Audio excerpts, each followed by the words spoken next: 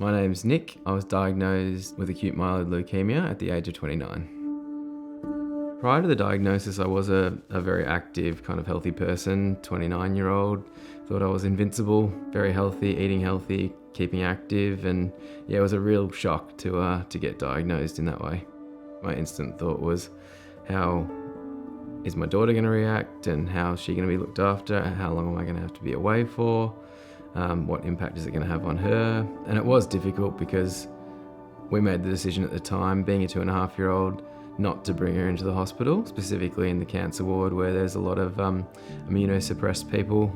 That was tough because I was in there for a long period of time, in long stints, without being able to see her and even talk to her or communicate to her properly. So yeah, it was a challenge.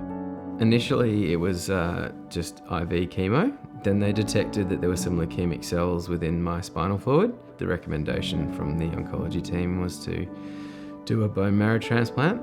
I had no idea how a bone marrow transplant worked. It's basically a high intense week where they do 3 or 4 days of full body radiation and then 3 or 4 days of really high intense chemotherapy drugs. So the intention of that process is to kill all your existing bone marrow.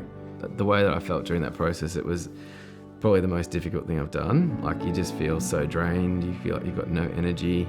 Walking 5 to 10 meters to the toilet feels like the biggest task in the world. As someone who was a fit and healthy and active person, being in that state was really foreign and uncomfortable to me, and I was really conscious of it. The trial that I participated in through the Baker Institute was the Alloactive trial.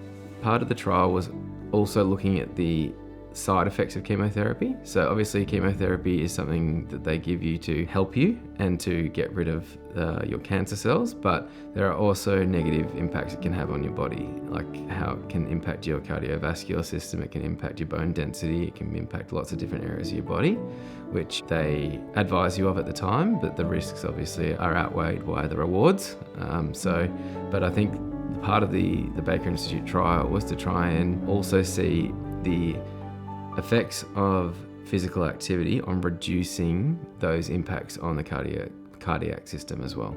So it was a group of people and control people who were involved in scheduled routine activity-based rehabilitation throughout the course of their cancer rehabilitation. So that involved things like having a spin bike in my room, doing very basic walks around the ward while I was still having my treatment, and then once I was an outpatient, scheduled gym sessions 3 times a week, which was a combination of cardio work on a treadmill or a spin bike, as well as weight activities as well.